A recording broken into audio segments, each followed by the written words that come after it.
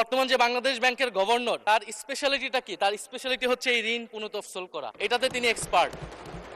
বর্তমান সরকারি দলের যারা নির্বাচনের প্রার্থী হয়েছেন তাদের 59.41% ঋণগ্রস্ত এবং যার বেশিরভাগ হচ্ছে সরকারি দলে।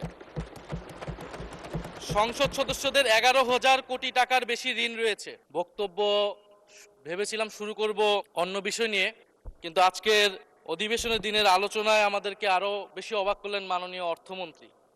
ফলে অর্থ সেক্টরের কিছু কথা, কিছু বক্তব্য দিয়ে আলোচনা শুরু করছি। আমরা যখনই ব্যাংকিং খাত বা অর্থ সেক্টরের আর্থিক খাতের কথা আসে, মাননীয় অর্থমন্ত্রী একটা বাক্যই বারবার বলেন যে বিএনপির সময়ে এরকম কোনো রেকর্ড নাই যে আর্থিক খাতে বিশৃঙ্খলা হয়েছে। উনি কিছুক্ষণ আগে অস্বীকার করলেন যে বাংলাদেশ ব্যাংকের গভর্নর একটা রাজনৈতিক নিয়োগ, তাদের দলের নির্বাচন কমিটির সদস্য, এবং তিনি এটা অস্বীকার করলেন। আমি মাননীয় স্পিকার টিআইবির একটা তথ্য আপনাদেরকে দিচ্ছি। বর্তমান সরকারি দলের যারা নির্বাচনের প্রার্থী হয়েছেন তাদের 59.41% ঋণগ্রস্ত এবং যার বেশিরভাগ হচ্ছে সরকারি দলে। সংসদ সদস্যদের 11,000 কোটি টাকার বেশি ঋণ রয়েছে, যার অধিকাংশই সরকারি দলের।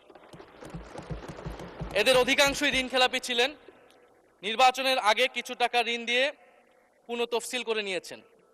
এবং বর্তমান যে বাংলাদেশ ব্যাংকের গভর্নর, তার স্পেশালিটিটা কি? তার স্পেশালিটি হচ্ছে এই ঋণ পুনঃতফসিল করা। এটাতে তিনি এক্সপার্ট। ফলে তাকে বাংলাদেশ ব্যাংকের গভর্নর কেন দেওয়া হয়েছে এটা খুব পরিষ্কার মাননীয় স্পিকার। এই যে হাজার হাজার কোটি টাকার ঋণ, সেই ঋণগুলো যাতে ঋণ পুনঃতফসিল করতে পারে সেই সুযোগ সুবিধাটা করে দেওয়ার জন্যই বাংলাদেশের ইতিহাসে প্রথমবারের মতো একজন ব্যবসায়ীকে বাংলাদেশ ব্যাংকের গভর্নর দেওয়া হয়েছে। ফলে জাতির সামনে এই জিনিসগুলো পরিষ্কার হয়েছে। এখন সামনের আর্থিক খাতে আরো নিয়োগ তারা কি বিবেচনায় দিবেন, এই জন্য আমরা তাদের উপর আর আস্থা রাখতে পারছি না।